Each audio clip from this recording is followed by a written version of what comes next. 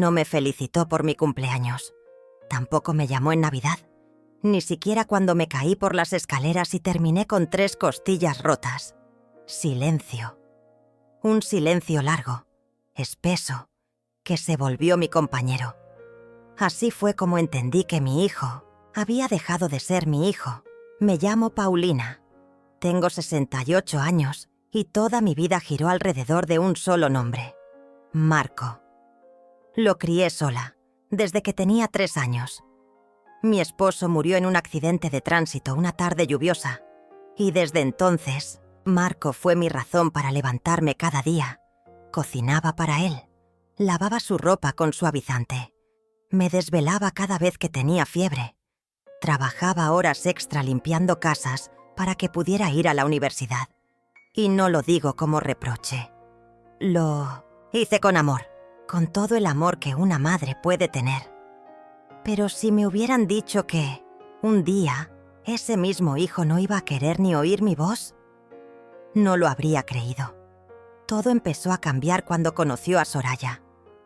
Una mujer bonita, con una sonrisa dulce, por fuera.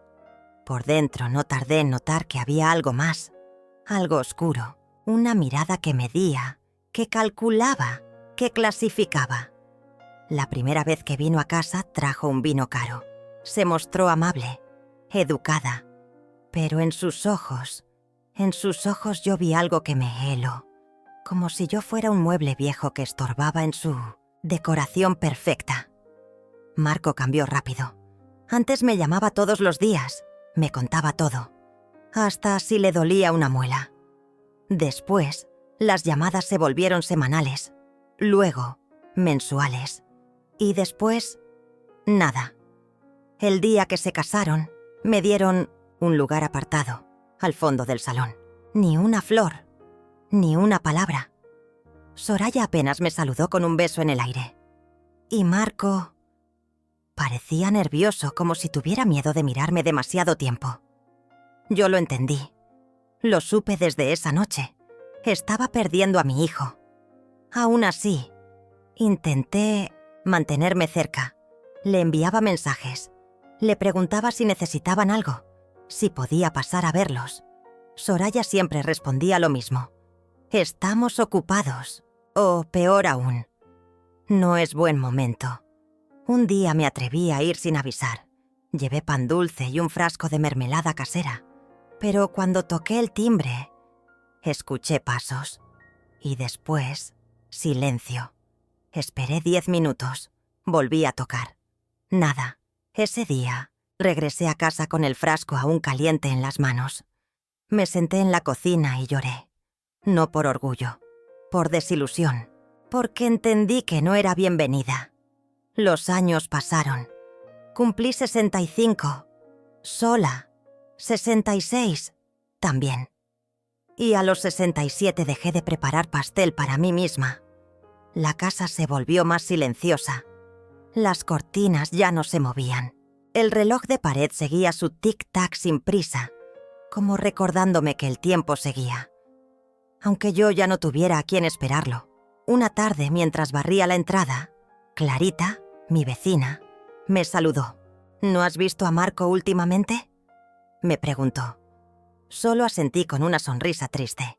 No tenía fuerzas para explicarle, ni ganas, hasta que un día que jamás olvidaré, recibí una llamada. Era Marco. Su voz sonaba diferente, rota, desesperada. «Mamá, ¿puedo ir a casa? Necesito hablar contigo». No supe qué decir. El corazón me golpeaba el pecho como un tambor. Tantos años. Y ahora me pedía volver. No pregunté por qué. Solo dije: «Está bien». Colgué y me senté en la misma silla donde lo esperé durante años.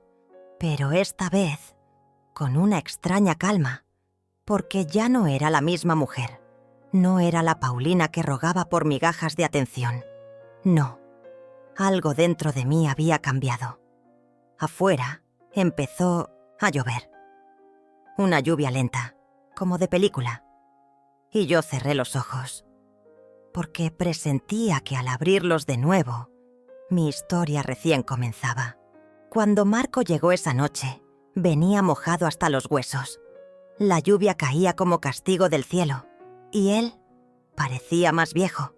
Los ojos hundidos, la barba descuidada, el cuerpo encorvado. Me miró como si no supiera si abrazarme o pedirme perdón. Yo simplemente me hice a un lado.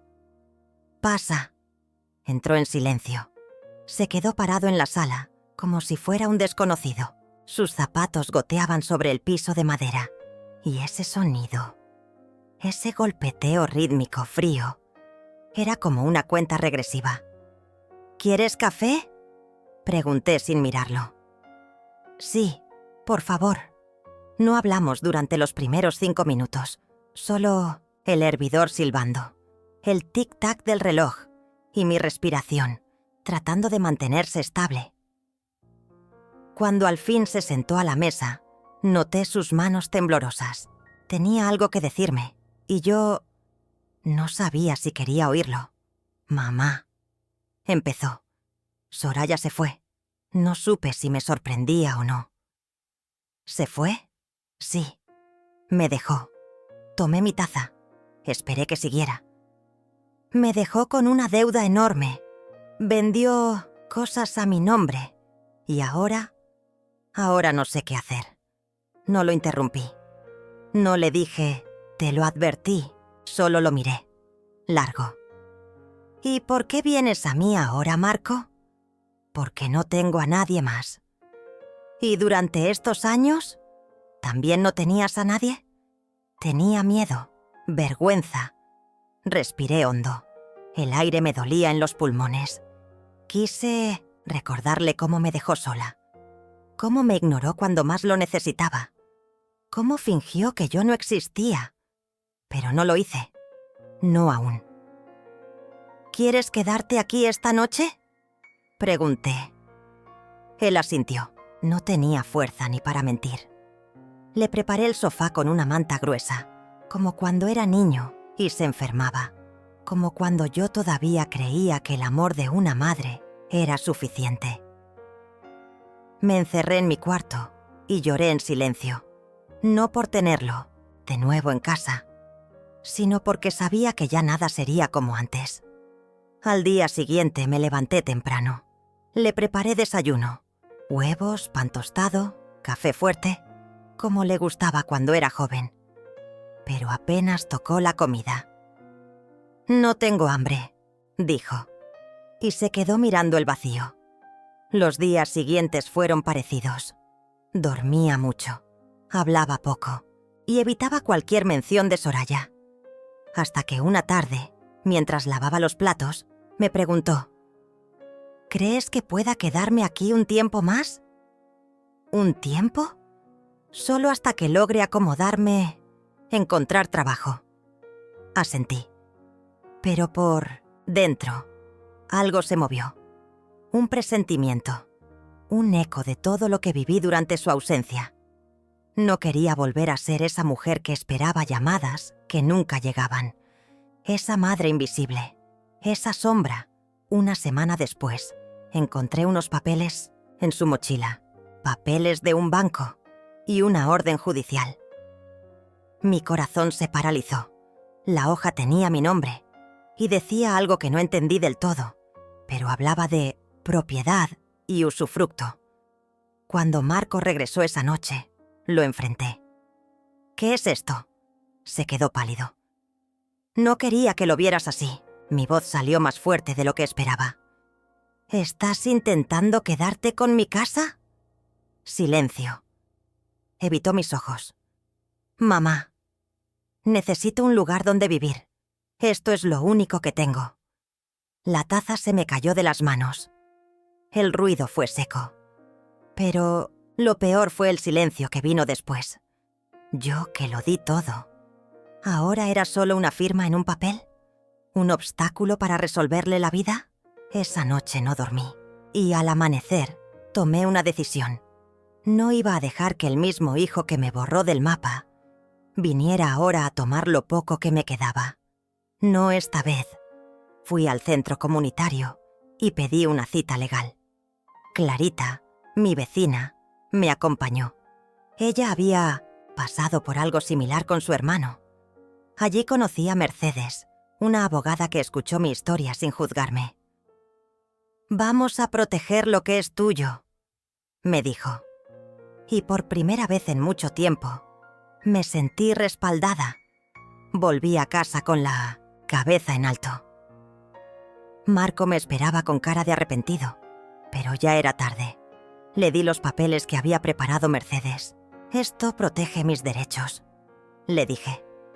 «No puedes quedarte aquí sin reglas». Me miró como si no me reconociera. «¿Quién eres tú?», preguntó. Sonreí con tristeza. «Alguien que aprendió después de perder demasiado. Y entonces supe que lo peor aún estaba por venir». Después de aquella conversación, Marco se volvió una sombra dentro de mi casa.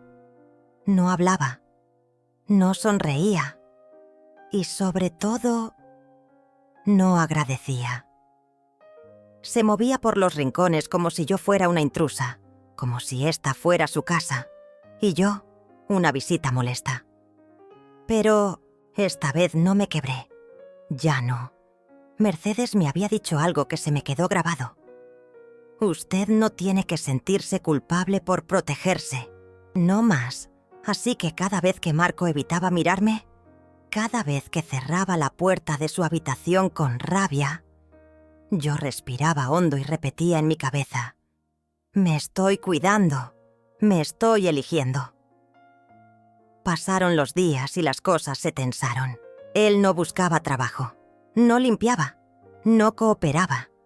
Solo pasaba horas pegado al celular, mandando mensajes que, por la expresión de su rostro, no eran buenas noticias. Una mañana, mientras tomaba café, me dijo sin rodeos: «Necesito que me prestes dinero». No preguntó si podía, no explicó para qué, solo lo exigió. Lo miré, lento, sin bajar la mirada. «No». La palabra le cayó como una bofetada. «¿Cómo que no? ¿Eres mi madre o no?». «Lo fui toda mi vida», le respondí. «Pero ahora soy primero mujer, persona, ciudadana». Se rió, con sarcasmo. «Te lavaron el cerebro. Esa abogada, esa vecina entrometida». «Esa vecina», lo interrumpí. «Me escuchó cuando tú me ignoraste. No sabes lo que estoy pasando. Y tú no sabes lo que ya pasé». Me levanté.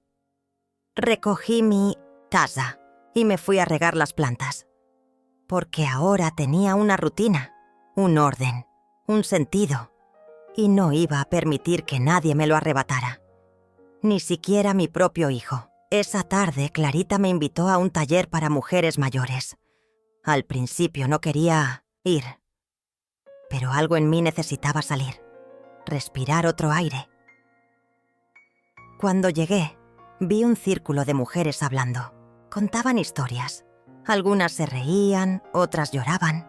Y por primera vez, no me sentí sola. Una señora, Paola, compartió cómo su hijo intentó ponerla en una residencia sin su consentimiento. Otra, María, dijo que su hija la había bloqueado de todos lados después de pedirle la pensión. Yo escuchaba y me veía en cada una, en cada silencio, en cada lágrima contenida. Cuando me tocó hablar, mis labios temblaron. «Mi hijo volvió, pero no por amor». «¿Entonces por qué?», preguntó una voz dulce. «Porque se le cayó la máscara y quiere usar la mía». Todas se quedaron en silencio. Y luego, una a una, empezaron a aplaudir. No por lástima, no por compasión, sino por respeto. Al volver a casa me sentía distinta, más firme, más mía. Marco estaba sentado en el sillón, con el rostro lleno de frustración. «¿Dónde estabas?», preguntó. «En un lugar donde sí me escuchan». «¿Y qué haces ahí, contando nuestras cosas?».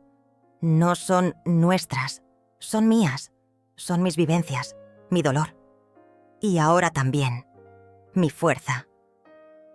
Me lanzó una mirada que no reconocí, como si me temiera, como si por primera vez entendiera que ya no tenía el control. Esa noche revisé su habitación mientras él dormía, no por chismosa, por precaución, y lo que encontré me heló la sangre. Mensajes con Soraya. Sí, con ella. No se había ido. Todo era un plan. «Consigue la casa», decía uno de los mensajes. «Dile que estás deprimido, que no tienes a nadie», decía otro. «Esa vieja se va a ablandar», remataba otro más. Me senté al borde de su cama. Lo miré dormir. Y sentí algo que no sabía que podía sentir por mi hijo.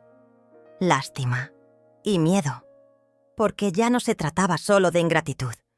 Se trataba de traición, de manipulación, de estrategia. No podía enfrentarlo aún. Necesitaba pruebas y un plan. Al día siguiente volví al centro comunitario. Le conté todo a Mercedes. Ella revisó los mensajes, tomó nota y me dijo: «Vamos a prepararnos. Esto puede terminar en un juicio contra mi propio hijo». Salí de ahí temblando, pero firme. No por venganza, sino por justicia, por dignidad. Volví a casa y lo vi hablando por teléfono, nervioso. Sí, todo va bien», decía. «No sospecha nada». Me vio. Colgó rápido. «Era un amigo». Mintió. Solo lo miré. Y sonreí. No porque me creyera más lista, sino porque ya no era la misma. La Paulina que un día rogaba por un abrazo, ahora estaba lista para defenderse. Incluso del hijo que más amaba. Y él aún no lo sabía. No sé cómo llegamos a este punto. ¿Cómo pasé de ser la mujer que lo cuidó cuando tuvo fiebre a la mujer que ahora necesitaba pruebas para protegerse de su propio hijo?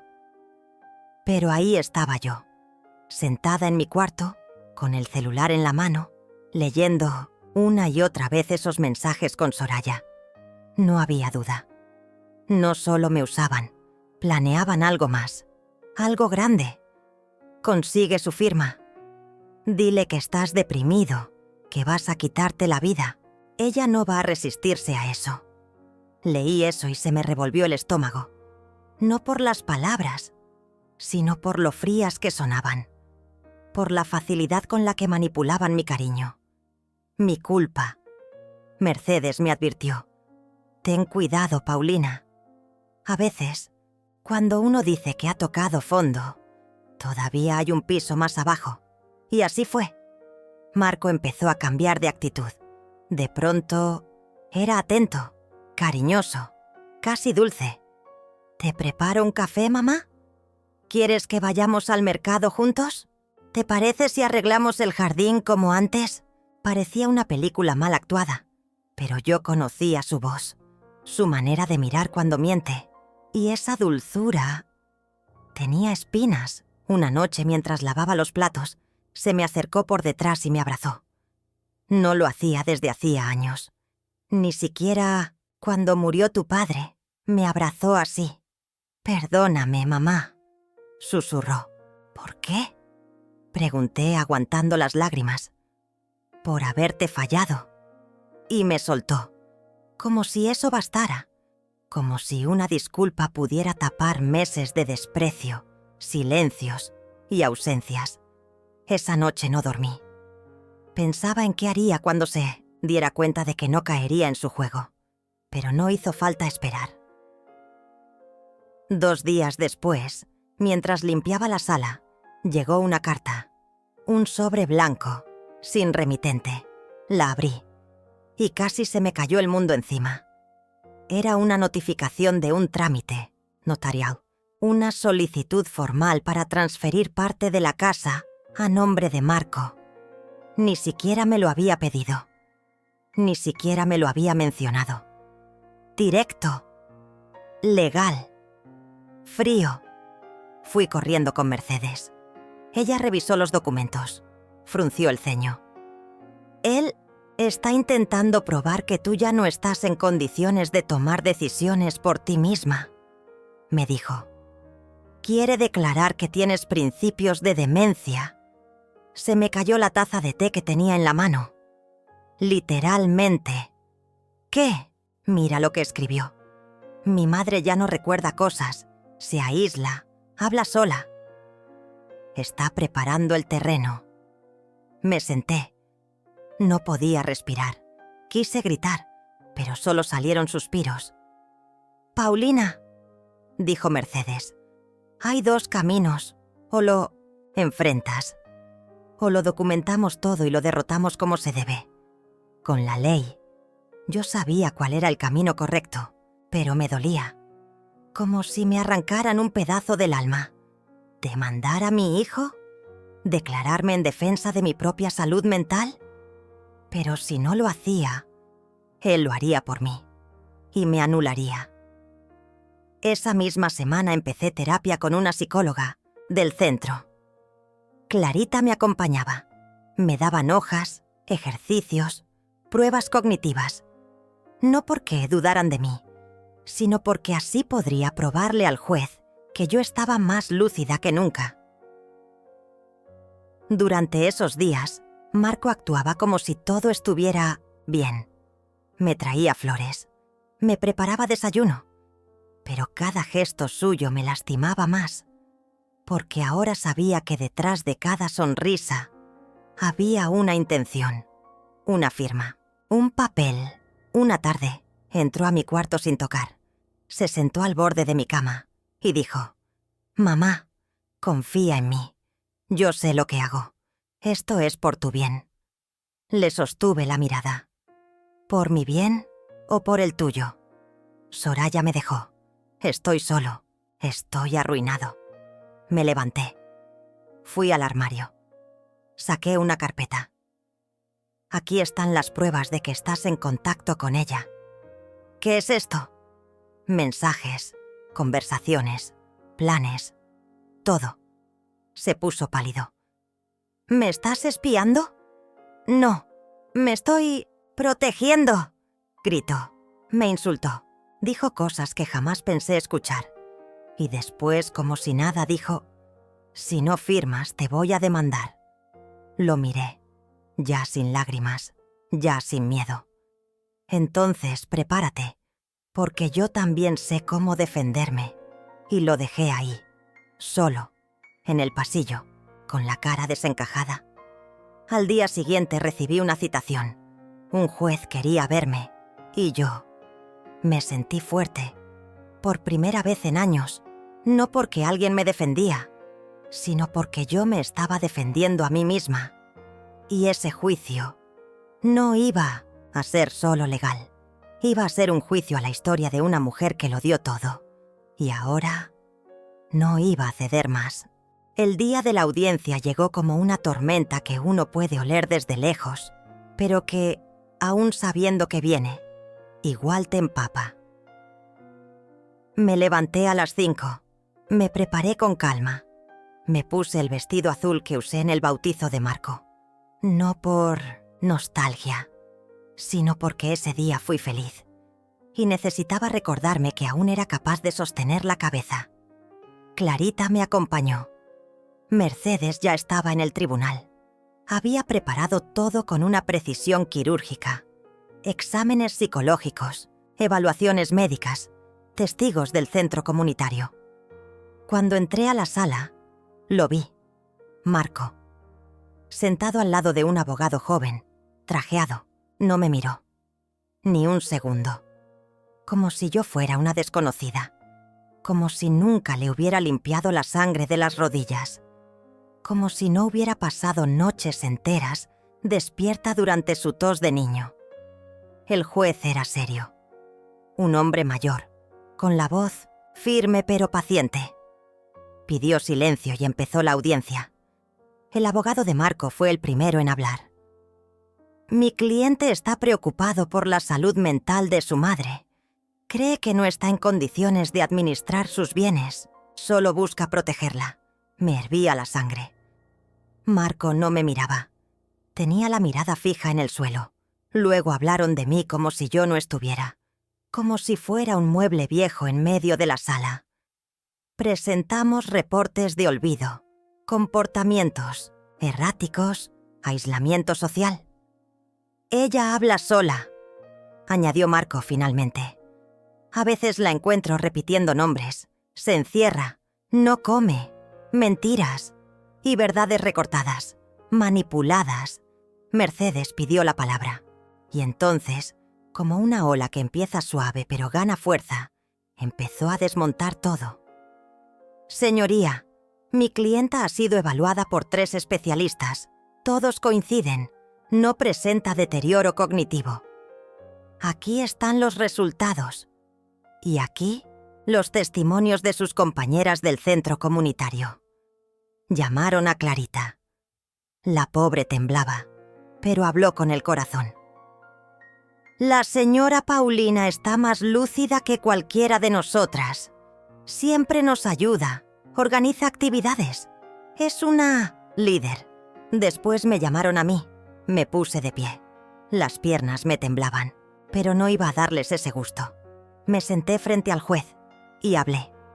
Señoría, soy una mujer de 68 años. Perdí a mi esposo hace 7. Vivo sola, sí. Pero eso no me hace incapaz. Me gusta estar en paz. Cocino, leo, camino todos los días. Respiré profundo. Mi hijo quiere que firme papeles para quedarse con esta casa. Me dice que es por mi seguridad, pero yo lo he escuchado. Sé que no es cierto. Tengo pruebas. Le entregué el sobre con las copias de los mensajes. El juez las leyó. Por primera vez, Marco levantó la vista. Me miró. Y lo que vi me rompió. No, era rabia. No era dolor. Era indiferencia.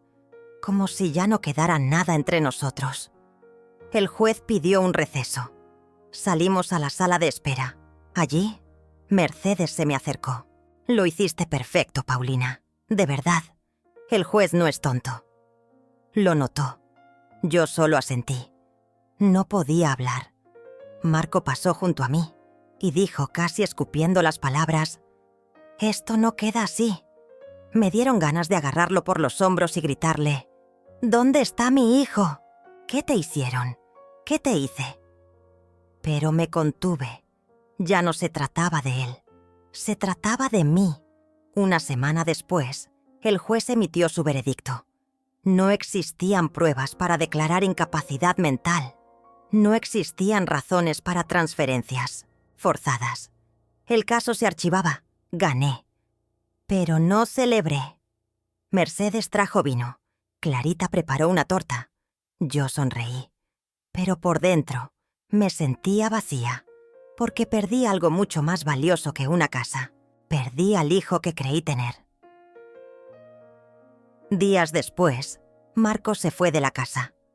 No se despidió. Solo desapareció. Una vecina me contó que lo vieron cargando unas cajas en un taxi. Otra me dijo que lo escuchó pelear por teléfono con alguien. Soraya, probablemente. La casa estaba en silencio, pero no en paz. Esa noche, al revisar los cajones del cuarto de Marco, encontré algo. Una libreta, pequeña, de tapa negra, llena de anotaciones, cifras, fechas y algo más. Un nombre que no conocía. Valentín. Decía cosas como: llamar a Valentín antes del 15. El dinero tiene que llegar antes que mamá hable con Mercedes. Valentín dice que no podemos esperar más. ¿Quién era ese hombre? ¿Desde cuándo estaba metido en todo esto? No podía dejarlo pasar. Si algo había aprendido era que el silencio solo protege a los que hacen daño. Tomé fotos de cada página. Las llevé a Mercedes. Ella las revisó con atención. «Esto es serio, Paulina. Este tipo, Valentín, no es cualquier amigo». Y entonces me lo dijo. «Tiene antecedentes». «¿De qué tipo?» «Extorsión, amenazas, fraude familiar». Me mareé. Tuve que sentarme. Marco no solo quería la casa, lo estaban presionando. Y entonces, Todo encajó. Su ansiedad, sus cambios de humor, esa desesperación por firmar los papeles. No era solo codicia. Era miedo. Pero aún así, ¿era suficiente excusa para traicionarme así? Esa noche dormí con las luces encendidas. Sentía que aunque Marcos se había ido, su sombra seguía allí. Y la pregunta que no me dejaba era, ¿hasta dónde había llegado para salvarse? ¿Qué había hecho? ¿Y con quién? Marco no se atrevía a mirarme a los ojos. Su esposa lo había dejado. Así, sin más. Después de manipularlo durante años, después de envenenar su corazón contra mí, simplemente lo dejó solo. Según él, Soraya necesitaba un tiempo, que estaba confundida, que las cosas no eran como antes. Yo lo miraba desde la cocina, mientras se servía un vaso de agua con manos temblorosas. Estaba más delgado, con ojeras marcadas, y esa altivez que tanto lo caracterizaba había desaparecido. «Mamá», dijo al fin, «¿podemos hablar?» Sentí un escalofrío recorrerme la espalda. Tantos años de silencio, tantos cumpleaños ignorados, tantas navidades sin una llamada. Y ahora, ahí estaba, en mi cocina, como si nada. No respondí. Me limité a sentarme frente a él. Dejé que hablara. Sé que cometí errores, muchos, y sé que no tengo derecho a pedirte nada. Pero estoy solo, mamá, y no sé qué hacer. Casi lo dijo con lágrimas, casi.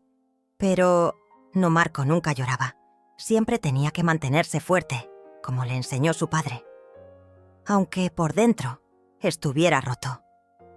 «No tienes que hacer nada», le respondí con voz firme. «Ya eres un hombre. Supongo que sabes cómo sobrevivir solo». Él agachó la cabeza.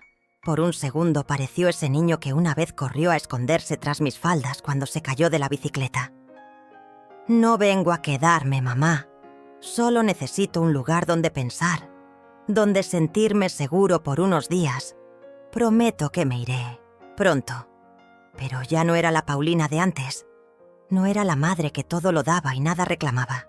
Había aprendido a poner límites, a cuidarme, a no dejar que el amor me convirtiera en alfombra. Me quedé en silencio. Marcos se quedó a dormir en el sillón esa noche. No le ofrecí cama. No le preparé cena. No le pregunté si necesitaba algo. Yo ya no era la que solía estar pendiente de sus antojos.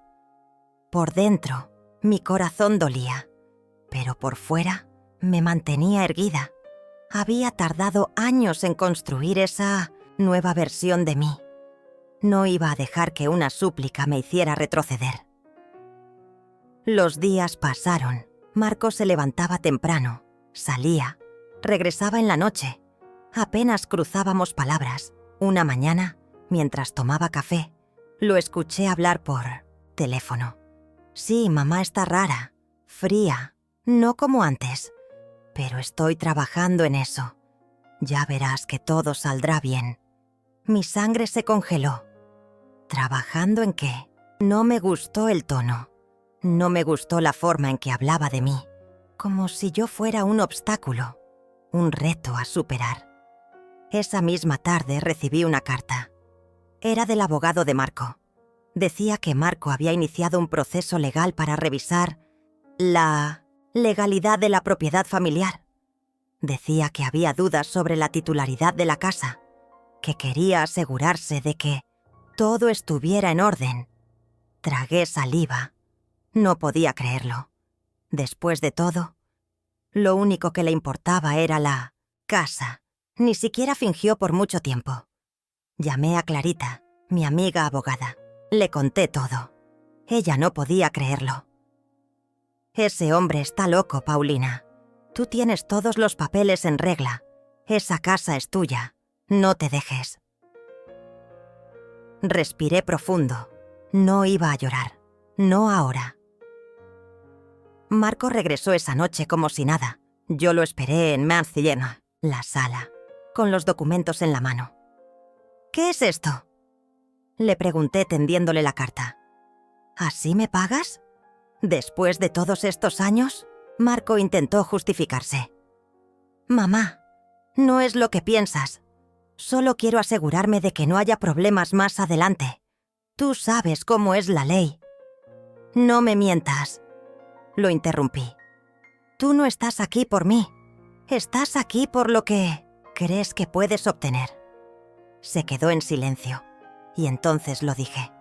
«Te vas hoy». Marco abrió los ojos, sorprendido. «Mamá, no tengo a dónde ir. Ese no es mi problema». Por dentro, una parte de mí gritaba, pero otra, la más fuerte, se mantuvo firme. Marco recogió sus cosas en silencio. Cuando cruzó la puerta, no miró atrás. Y yo me senté en el sillón y lloré. No por él, sino por todo lo que perdí intentando retener a un hijo que ya no existía. Esa noche Clarita vino a casa. Me trajo comida. Me abrazó en silencio. No dijo nada. Solo me dejó llorar. Al día siguiente Marco me llamó. No contesté. Luego me escribió. Nada. Después empezó a dejar mensajes de voz, todos con el mismo tono. Arrepentido, desesperado, suplicante. «Mamá, cometí un error. Perdóname. Necesito hablar contigo». Pero yo ya no era la misma. Ya no reaccionaba como antes. Una semana después, apareció en la puerta con un ramo de flores. Le abrí, pero no lo dejé pasar. «Te deseo lo mejor, Marco, pero esta etapa de mi vida ya no te incluye». Cerré la puerta y por primera vez en mucho tiempo me sentí libre. No quería mirarlo a los ojos. No por miedo, no por culpa, sino por la mezcla de tristeza y decepción que me ardía en el pecho. Marco estaba ahí, parado frente a mí, en la sala de mi propia casa. Esa misma casa que él, sin vergüenza, había intentado arrebatarme. Pero esta vez no venía con abogados. No traía papeles, ni amenazas. Venía solo, derrotado. «Necesito tu ayuda, mamá», me dijo bajando la mirada. «Soraya se fue, me dejó con las deudas, con todo, y no tengo a quién más acudir. Tuve que respirar hondo. La voz me temblaba, pero no por compasión. Era una sensación nueva, desconocida. Era poder». «¿Y por qué piensas que yo debería ayudarte?», le pregunté sin levantar la voz. Él parpadeó, como si no esperara que yo le respondiera así. «Eres mi madre», dijo casi en un susurro. «¿Y tú te acuerdas de eso solo cuando te conviene?». Su silencio lo dijo todo. Lo invité a sentarse. Ya no tenía miedo de enfrentar a nadie, ni siquiera a él. «¿Dónde está Soraya?», pregunté. «Me dejó hace 3 semanas. Se llevó todo lo que pudo y desapareció. Ni siquiera sé dónde está». El orgullo se le escurría por los poros. Estaba roto, pero yo también estuve rota, mucho tiempo, y nadie vino a rescatarme. «No, me diste ni una llamada en mi cumpleaños, ni siquiera un mensaje. Pasaron años, Marco, años en los que fingiste que no existía». Él se cubrió el rostro con las manos. Lo sé, mamá. Y no tienes idea de cómo me arrepiento». Caminé hasta la ventana. Las cortinas se movían con la brisa. Parecía que el aire mismo estaba cansado de cargar tanto silencio. «¿Qué esperas que haga? ¿Que te dé dinero? ¿Que te reciba con los brazos abiertos como si nada hubiera pasado? No, no espero eso. Solo quiero arreglar las cosas, lo que sea. Ayúdame a encontrar trabajo, cualquier cosa. No tengo a nadie más». Me giré despacio. Él no era el mismo Marco, que se fue. Ese que me habló con desprecio, que me humilló en silencio durante años. Este era un hombre deshecho por sus propias decisiones. «Voy a ayudarte», dije. Su rostro se iluminó como el de un niño. «Pero no porque seas mi hijo». Se detuvo, confundido. «Te voy a ayudar porque yo ya no soy la mujer que eras capaz de pisotear. Porque puedo mirar atrás y decir, sobreviví sin ti. Y porque ahora puedo ayudarte, sin dejar que me vuelvas a dañar». Le conseguí trabajo en una panadería del barrio. No era mucho, pero era un comienzo. Él empezó a ir cada mañana, puntual, callado. Yo lo observaba desde la ventana. No decía nada, pero sentía algo que hacía mucho no sentía.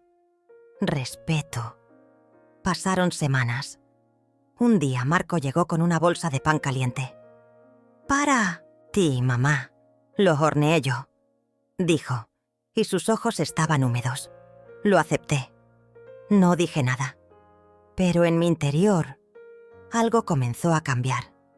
Tal vez no se trataba de perdonar, ni de olvidar. Tal vez se trataba de poner límites, de ayudar sin humillarse, de ser madre, sin dejar de ser mujer. Y yo ya no era la misma. Esa noche encendí la lámpara de la sala, me serví un café y abrí el cuaderno donde había estado, escribiendo desde que me quedé sola. Escribí una frase que jamás pensé escribir. Hoy, mi hijo volvió a casa, pero la casa ya no era la misma, y yo tampoco. Guardé el cuaderno y sonreí, no por él, sino por mí, por la mujer que había nacido de tanto abandono, por la que supo esperar. Y al final, supo también decir, ahora yo decido. Nunca imaginé que el día en que Marco firmara aquel papel, yo no sentiría alegría, no sentí triunfo, ni siquiera alivio. Sentí paz, una paz que dolía, pero que también me enseñó que por primera vez estaba completamente del lado de mí misma. Marco se levantó de la silla con el rostro roto. Le temblaba la mandíbula, se le notaban los huesos. Ya no era el hombre que jugaba fútbol en el parque, ni el que me pedía abrazos de niño, ni siquiera el que me llamaba los domingos. Después de casarse, era otro, y en parte yo también. Se fue sin decir adiós, sin mirarme. Solo bajó la cabeza y salió del juzgado, derrotado, y yo me quedé sentada, sintiendo un vacío tan hondo que ni el juez se atrevió a mirarme a los ojos. Salí del lugar con Mercedes.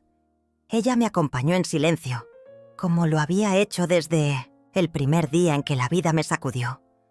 Subimos al auto y, al cerrar la puerta, solté el llanto contenido. No lloré por la pérdida de un juicio, ni por la casa, ni siquiera por la traición de mi hijo. Lloré por lo que no volverá, por la madre que fui, por la familia que soñé, por el tiempo que nadie me devolverá. Pero también lloré de orgullo, porque no me rendí, porque después de tantos años silenciada, finalmente me defendí. Mercedes me tomó la mano y solo me dijo, «Ya está, Paulina, ya pasó». Y sí, pasó. Las semanas siguientes fueron extrañas, calladas, llenas de ecos. No dormía bien. Me despertaba a las 3 de la mañana pensando en Marco. ¿Estará comiendo bien? ¿Tendrá dónde quedarse? ¿Habría entendido todo esto como venganza? ¿O como lo que realmente fue, una madre poniéndose de pie? Un día me atreví a caminar por el parque donde solíamos ir cuando él era niño. Las bancas seguían ahí, el carrito de los helados, la fuente con los peces. Pero ya no era lo mismo. Ya no era nuestro. Un niño corrió hacia mí y tropezó con mis pies. Se cayó, se rió y me miró. Tenía los mismos ojos de Marco, el mismo gesto. Me agaché para ayudarlo y su madre vino corriendo, agradecida. «Gracias, señora. Qué pena. Es muy travieso», me dijo sonriendo. Y yo solo asentí, sintiendo que en esa sonrisa había algo que necesitaba. Humanidad.conexión. Volví a casa y decidí que era momento de hacer algo distinto. No para llenar el vacío, sino para ocupar el espacio con algo que me hiciera bien. Llamé a Clarita, la vecina que me había ofrecido ayudar en la biblioteca. Acepté su invitación. Empecé a ir cada semana, a leerle cuentos a los niños, a organizar libros, a conversar con mujeres que, como yo, tenían historias enterradas bajo años de silencio. Una de ellas, doña Rosario, me confesó: mi hija me dejó de hablar hace 15 años. Nunca supe por qué. Pero aquí, al menos me escuchan. Y así, entre libros y tazas de té, fui encontrando mi voz. Pasaron los meses. Mi cabello se volvió más blanco, mi espalda un poco más encorvada. Pero mi corazón, ese se fortalecía cada día. Una tarde cualquiera, recibí una carta. Estaba escrita a mano, con tinta azul, sin remitente. Pero reconocí la letra de inmediato. Marco. La abrí temblando. Mamá, no sé si merezco que leas esto, pero necesito escribirlo. Nunca entendí por qué te alejaste, hasta que la vida me puso en tu lugar. Cassandra me dejó. Se fue con otra persona. Me quitó todo. El departamento, las cuentas, hasta mis amigos se apartaron. Y ahí me di cuenta. Me vi solo, perdido, como tú te sentiste cuando me fui de tu lado. Perdóname, mamá. No por no haberte defendido, sino por haber olvidado quién eras tú. Gracias por proteger tu casa. Gracias por no dejarte. Hoy entiendo que hiciste lo que yo debía haber hecho mucho antes. Cuidarte. No sé si quieres volver a hablar conmigo, pero si un día quieres, yo aquí estaré. Tu hijo, Marco. Me quedé en silencio, leyendo esas palabras una y otra vez. No lloré. Esta vez, no. Porque ya no necesitaba que él volviera para sentirme completa. Pero sí sentí una grieta abrirse. Y algo dentro de mí supo que, tal vez, algún día, podríamos hablar desde otro lugar. Un lugar donde yo ya no sea la mujer que espera, sino la mujer que elige. Hoy han pasado 2 años desde esa carta. No volví a ver a Marco, pero sí le respondí. Le escribí una sola línea.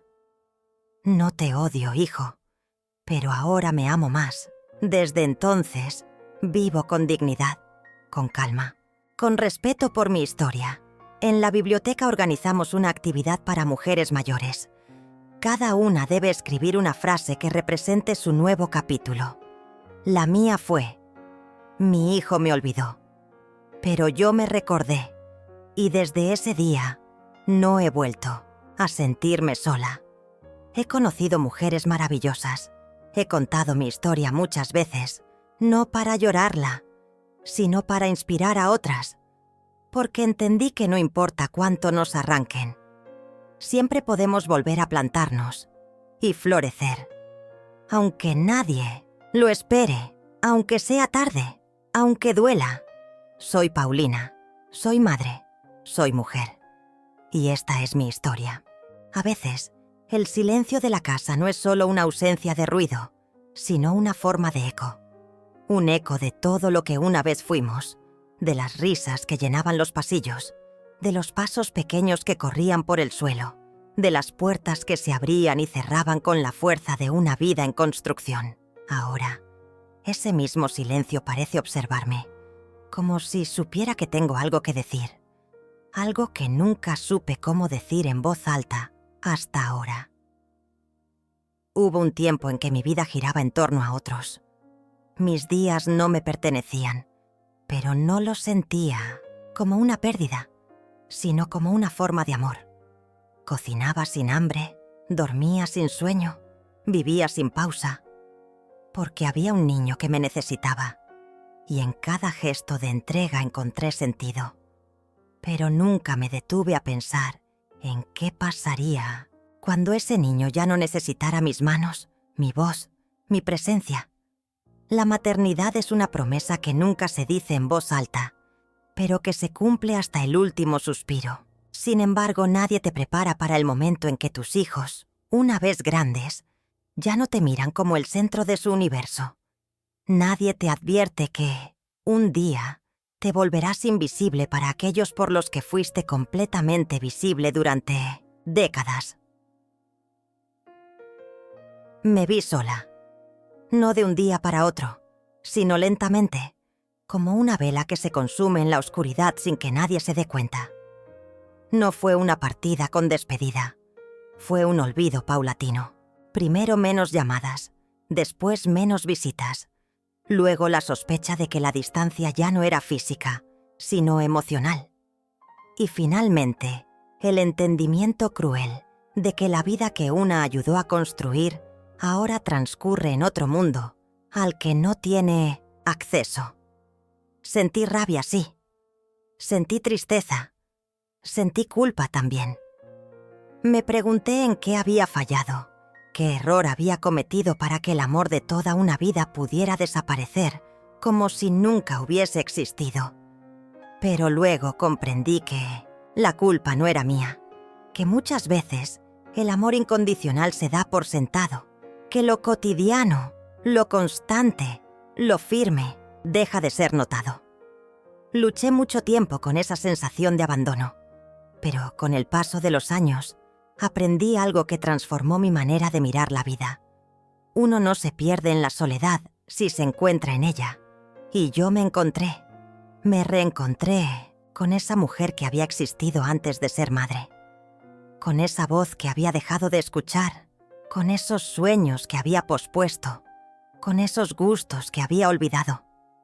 Descubrí que aún había belleza en los pequeños actos, que leer un libro sin interrupciones, caminar bajo el sol sin prisa, preparar una comida solo para mí, también era una forma de amor. Empecé a hablarme con respeto, a no exigirme más de lo necesario, a perdonarme por haberme dejado para después durante tantos años. El abandono no fue el final de mi historia, fue el comienzo de otra. Una historia donde el dolor no desaparece, pero ya no duele como antes. Una historia donde aprendí que el amor propio también puede sanar las heridas más profundas. No se trata de dejar de amar a quienes olvidaron nuestro sacrificio. Se trata de no olvidarnos a nosotras mismas. Porque una puede seguir amando, pero sin sacrificarse hasta el olvido. Una puede seguir esperando, pero sin detener su vida por esa espera. Una puede seguir siendo madre, pero también ser mujer, ser persona, ser alma. Hay algo que la madurez me dio: perspectiva. Y desde esa perspectiva veo con claridad que no todo lo que duele es injusto. A veces, simplemente es humano. Nuestros hijos no nos odian, solo están atrapados en sus propias tormentas. No nos desprecian, solo no saben mirar atrás mientras corren hacia adelante. No nos abandonan con malicia, solo no comprenden el valor del refugio hasta que lo pierden. Hoy, ya no espero a que alguien vuelva. Ya no vivo midiendo cuánto me dan o cuánto me quitan. Me levanto por mí, sonrío por mí, lloro por mí, y en ese acto de vivirme completa, encuentro una paz que no depende de nadie. Si alguna vez regresan, encontrarán en mí una mujer distinta, una mujer que ya no necesita ser reconocida para saberse valiosa, que ya no necesita ser buscada para sentirse amada, que ya no necesita ser necesitada para sentirse viva. El verdadero renacimiento ocurre cuando dejamos de luchar contra lo inevitable y comenzamos a construir con lo que queda. Y yo me construí. Desde el suelo de la soledad, levanté una versión de mí misma más fuerte, más sabia, más libre. No porque haya dejado de amar, sino porque aprendí a amarme también. Hoy, al mirar hacia atrás, no siento rencor, siento gratitud por todo lo vivido, por todo lo dado, por todo lo aprendido, porque incluso el dolor más desgarrador puede convertirse en el maestro más paciente, Y ahora que he dicho lo que por tanto tiempo guardé, puedo sentarme en silencio, pero ya no como alguien que espera, sino como alguien que se tiene. Con el tiempo, descubrí que el silencio, ese mismo que tanto temí al principio, podía ser también una forma de respuesta, porque en el murmullo de la soledad comencé a oír con más claridad lo que durante años acallé por el bien de otros. Escuché mis pensamientos, mis emociones olvidadas, mis propios límites. Me di cuenta de que muchas veces no fui justa conmigo misma, que confundí amor con renuncia y presencia con desaparición. Viví durante décadas poniendo la felicidad de los demás por encima de la mía. Lo hacía con una sonrisa, creyendo que así debía ser, que era la manera correcta de amar. Y no me arrepiento, porque lo di desde el corazón, pero ahora entiendo que el amor verdadero no exige anularse, ni sacrificarse hasta el punto de volverse irreconocible ante el espejo. He visto a muchas mujeres desaparecer tras los nombres de sus hijos. Se convirtieron en la mamá de, en la abuela de, y lentamente dejaron de ser ellas. Perdieron sus gustos, sus pasiones, sus proyectos, y cuando la casa quedó vacía, quedaron ellas también vacías, como si ya no supieran habitarse sin los demás. Pero eso no tiene que ser así. No tiene que ser el destino inevitable de todas las que amamos profundamente. Hay vida después del abandono, después del olvido, después del desencanto. Hay vida dentro de una, esperando ser rescatada. En mis días de mayor tristeza, solía preguntarme, ¿y ahora qué? ¿Qué se supone que haga una madre cuando ya no la llaman, cuando ya no la necesitan, cuando se vuelve invisible para aquellos por quienes vivió? La respuesta fue apareciendo con el tiempo, no de golpe, sino en pequeños destellos. Y la respuesta es esta: vivir. Vivir para una misma. No como revancha, sino como renacimiento. Volver a vivir no significa dejar de amar. Significa amar desde un lugar distinto. Significa recordar que antes de ser madre, ya éramos mujeres, con historias, con sueños, con voz, y que después de ser madre, seguimos siendo todo eso, y más. Hay una fuerza en nosotras que no siempre reconocemos. Una capacidad de reconstrucción que florece incluso en los escombros emocionales más profundos. Porque cuando ya no queda nadie que escuche, nos escuchamos nosotras. Y cuando ya no queda nadie que abrace, aprendemos a abrazarnos. Y en ese acto, tan simple y tan poderoso, nace una versión nueva de lo que somos. Hoy camino por la calle sin sentirme ausente del mundo. Ya no me pesa la mirada de los otros, ni me duele tanto el recuerdo de quienes se fueron. Porque ahora me tengo. Porque aprendí a ser compañía para mí misma, a valorarme más allá de los roles que alguna vez ocupé. También aprendí a soltar, a no aferrarme a lo que fue, a no pedir amor donde no lo hay, a no mendigar atención, ni justificar ausencias. Soltar no es rendirse, es respetarse, es decir, hasta aquí he llegado por ti, ahora seguiré por mí. Y, en medio de este proceso, encontré algo que nunca imaginé. Paz. Una paz que no depende de llamadas, ni de visitas, ni de reconocimientos. Una paz que nace del saber que hice lo mejor que pude, con lo que tenía, desde el amor más puro. Que si di todo, fue porque amé de verdad, y eso nunca será en vano. Que el tiempo ya no es mi enemigo, es mi aliado. Me da perspectiva, sabiduría, calma. Me recuerda que las heridas no definen, que los vacíos pueden llenarse y que incluso lo que se rompe puede encontrar otra forma de ser bello. Porque la vida no termina cuando los hijos se van. La vida cambia de forma, cambia de ritmo, pero sigue. Y si uno se atreve a mirar hacia adentro, encontrará que todavía hay mucho por descubrir, por sentir, por construir. He aprendido a celebrar mis pequeños logros, a honrar mis emociones, a regalarme espacios de ternura. Ya no me castigo por los errores del pasado, ni me pierdo en suposiciones.